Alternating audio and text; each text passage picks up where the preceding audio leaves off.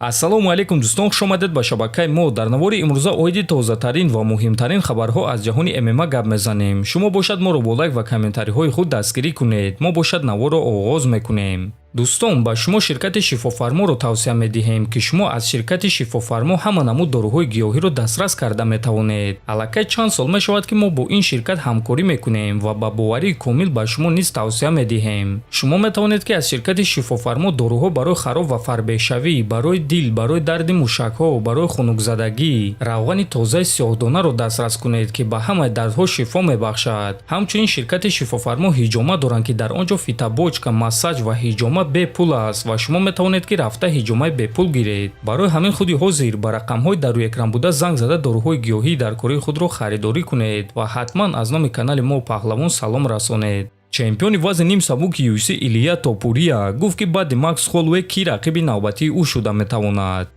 Брайан Артега ва Диего Лопес аз ҳама зиёд довталаб барои камарбанди ман шуда метавонанд. рафторҳои Диего Лопес ба ман писанд аст. ӯ доимо оиди ман бо эҳтиром ҳарф мезанад. агар ки ӯ ғолиб шавад, пас метавонад, ки довталаби навбатӣ шавад. рости гап ман намедонам, ки бо кадоме аз онҳо меҷангум. шояд ки муҳорибаи навбатии ман реванш бо Волкановски шавад, ё муҳориба бо Диего Лопес ё Брайан Артега. муҳориба бо ман барои ҳамаи рақибони ман шоми душвор мешавад, гуфтааст чемпион. хотиррасон мекунем, ки Илия Топурияро муҳориба зидди Макс Холлоуэй аллакай рӯзи 27 октябр дар турнири UFC 308 интизор аст. ана муҳорибаи Брайан Артега зидди Диего Лопес бошад аллакай рӯзи 15 сентябр дар турнири UFC 306 баргузор мегардад. чемпиони пешинаи вазни сабуки UFC Хабиб Нурмагомедов гуфт, ки соли 2014 омода буд, ки кариераи худро ба анҷом расонад.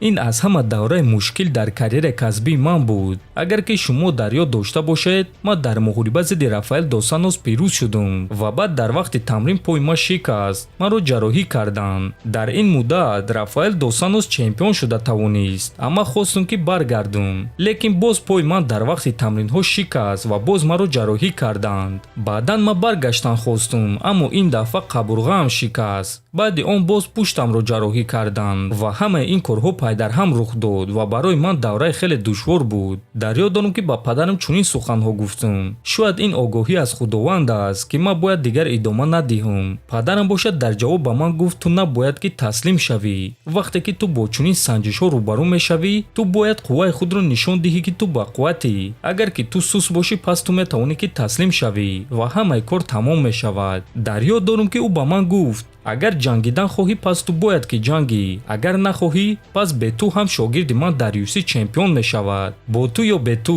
аммо ман шогирди худро чемпиони UFC мекунам. ин суханҳои падарам ба ман қувваи сахт доданд. ман ба худ гуфтам, ки падари ман ин чизро мехоҳад. агар ки ман не, пас ки ин корро мекунад. ин чиз ба ман қувваи сахт бахшид ва ман кори хеле зиёд кардам. ман баргаштам ва баъд чӣ гап шуд ҳама медонанд, гуфтааст Нурмагомедов. бояд гуфт, ки ин суханҳо барои ҳамаи мо шумо низ мотиватсия сахт шуда метавонад. барои ҳамин дӯстон, дар кадом вазъияте ки худи ҳозир набошед, донед, ки ҳамааш мегузарад. асос таслим шудан дар кор нест ва ба сӯи ҳадафу орзуҳои худ рафтан дар кор.